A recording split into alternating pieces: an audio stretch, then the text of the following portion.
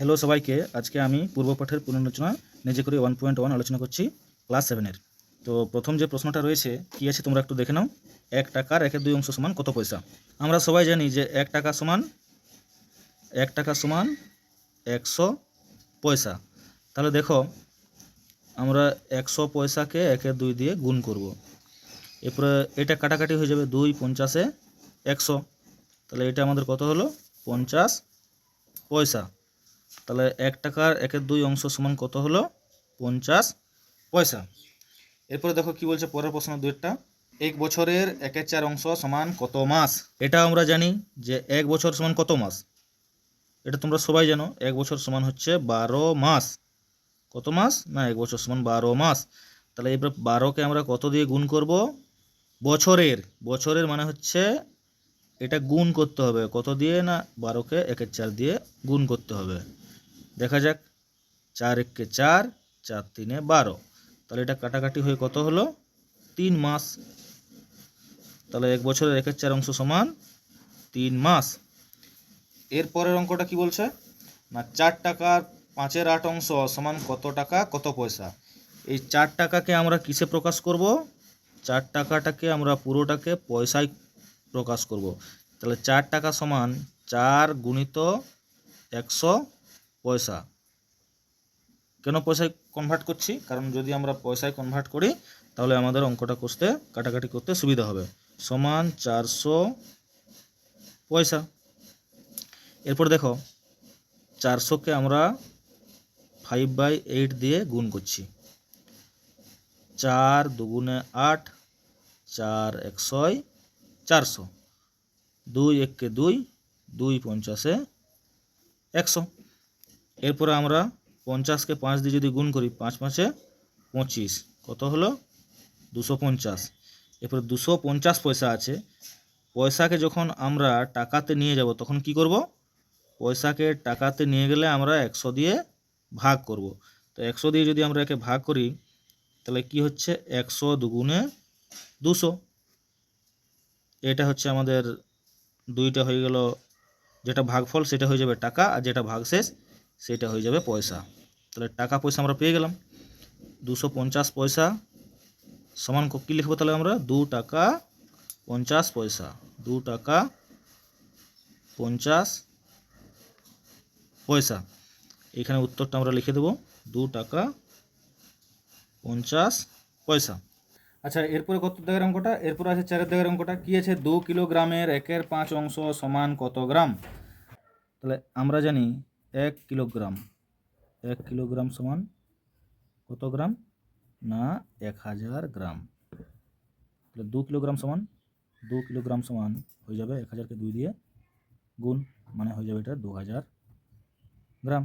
আচ্ছা, আমরা কেন কিলোগ্রামটাকে গ্রামে প্রকাশ করছি? কারণ 1/5 আছে, সে 1/5 দিয়ে কাটাকাটি করতে সুবিধা হবে সেই জন্য। তাহলে 2000 গুণিত 1/5, 5 1 5, 5 4 20, মানে 400।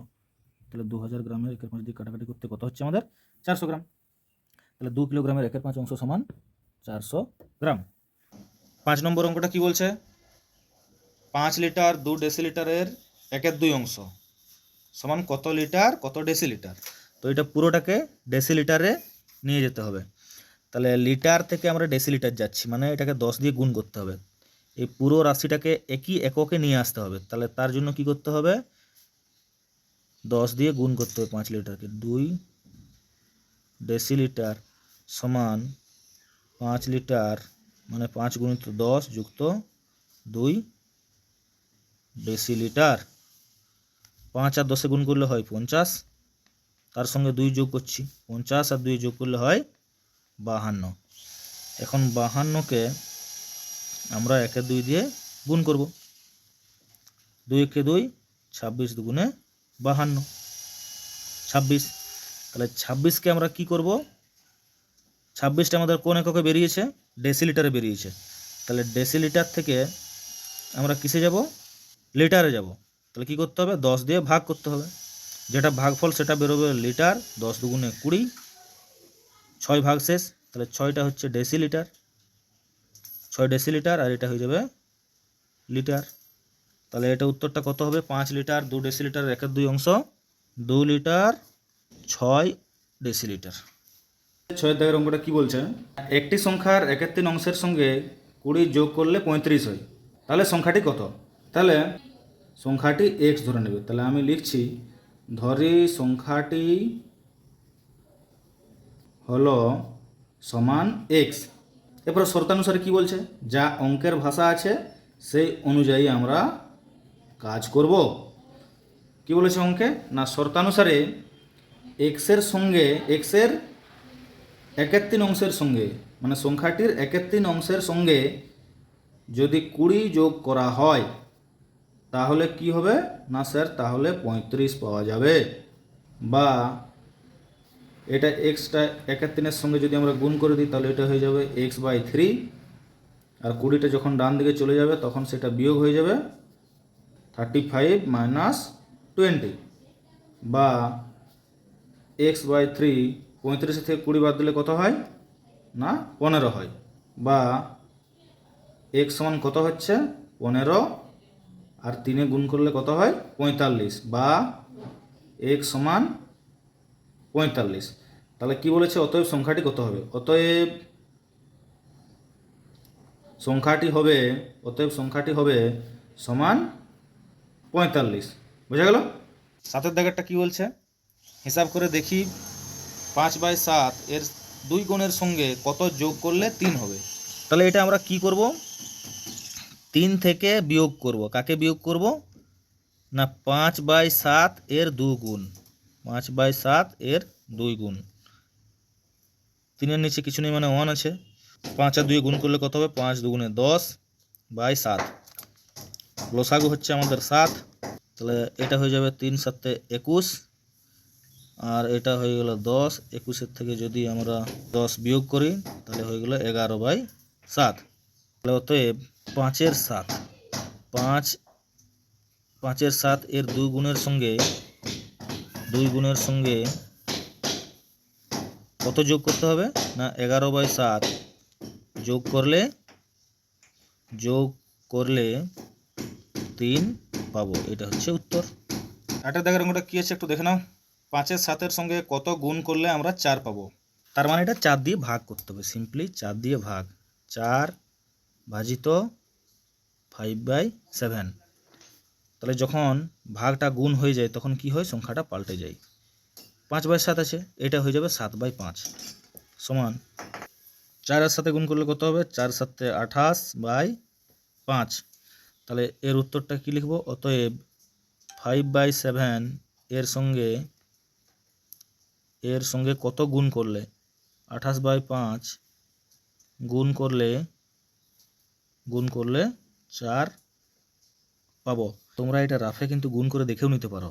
5-এর 7 এর সঙ্গে কত আমরা গুণ করছি, না 28/5। দেখো 4 পাই কিনা, তাহলে প্রমাণ হয়ে যাবে যে অঙ্কটা আমাদের ঠিক হয়েছে কিনা। 5 আর 5 কেটে গেল, 7 আর 4 28, দেখো 4 পেয়ে যাচ্ছি, তার মানে আমাদের অঙ্কটা ঠিক আছে।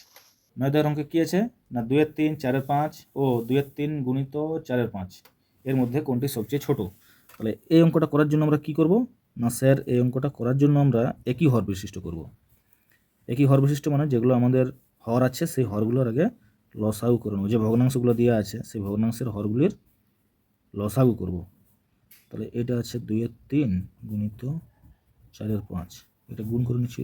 4 দিয়ে গুণ করলে হবে 8, 3-এর 5 গুণ করলে হবে 15। তাহলে প্রথম ভগ্নাংশের হর হচ্ছে কত, না স্যার প্রথম ভগ্নাংশের হর আছে 3।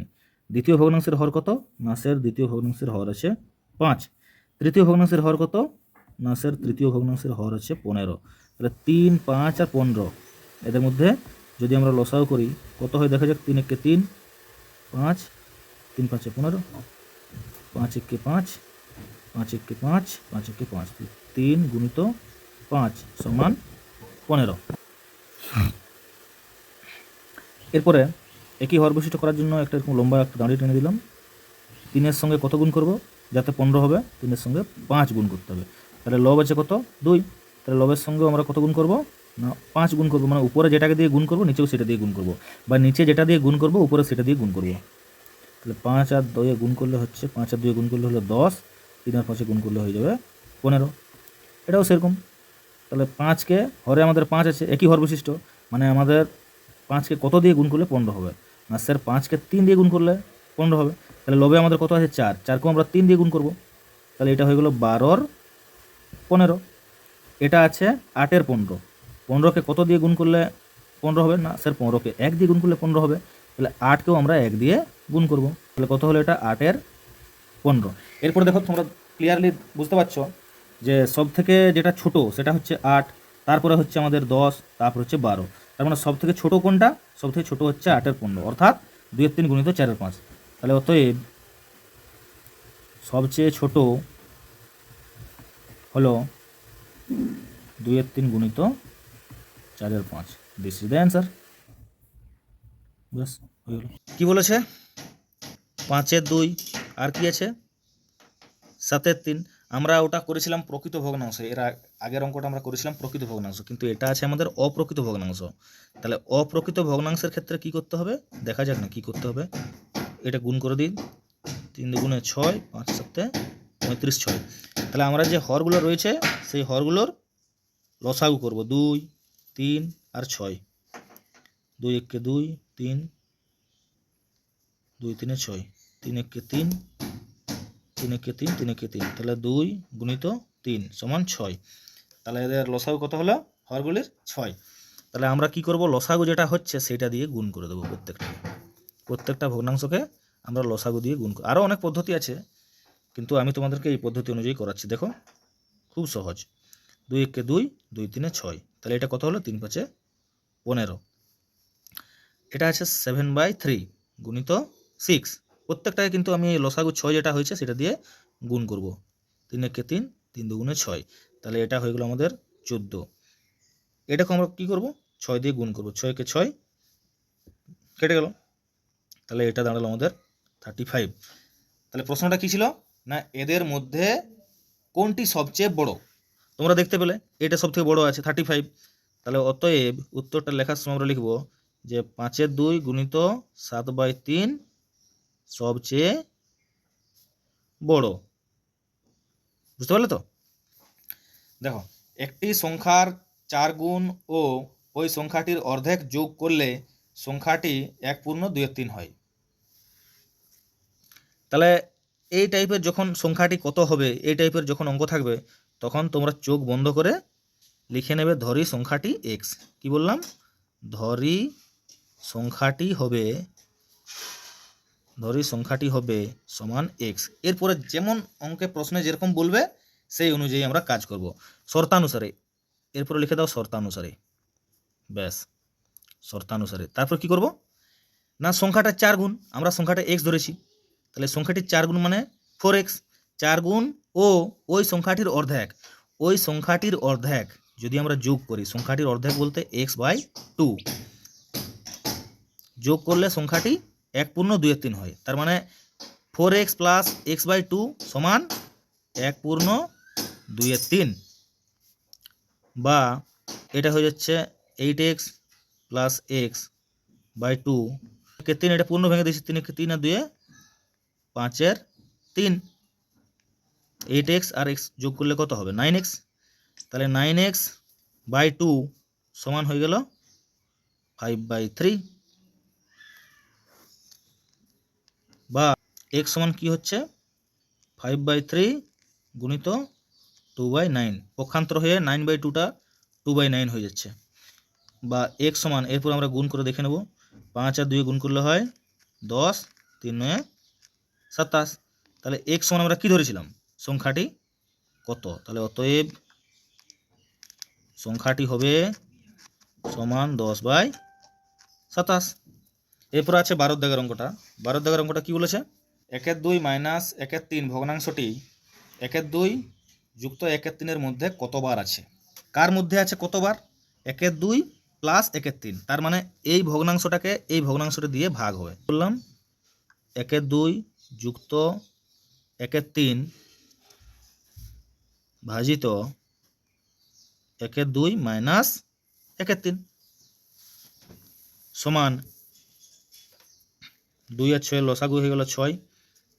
2 আছে তাহলে এটা 3 হবে, 3 আছে এটা 2 হবে, ভাজিত এটারও হয়ে যাবে আমাদের লসাগু 6। 3 মাইনাস 2 3 আর 2 যোগ করলে হয়ে যায় 5, নিচে 6 যেমন আছে সেরকম, ভাজিত 3 এর থেকে 2 বিয়োগ করলে কত হবে? 1 হবে, 1 এর 6 সমান, দেখো 5 এর 6 ভাগটা যখন গুণে আমরা পরিবর্তন করব তখন হয়ে যাবে 6/1, 6 1 কে 6, তাহলে 5। তাহলে এরপর আমাদের কি উত্তরটা লিখবে যে অতএব 1 এর 2 মাইনাস 1 এর 3 ভগ্নাংশটি 1 এর 2 প্লাস 1 এর 3 এর মধ্যে কতবার আছে? না এর মধ্যে 5 বার আছে। বোঝা গেল? তাহলে আজকে আমাদের নিজে করে 1.1 শেষ করলাম। এর পরের দিন হবে কষে দেখি 1.1। তাহলে দেখা হচ্ছে পরের ভিডিওতে।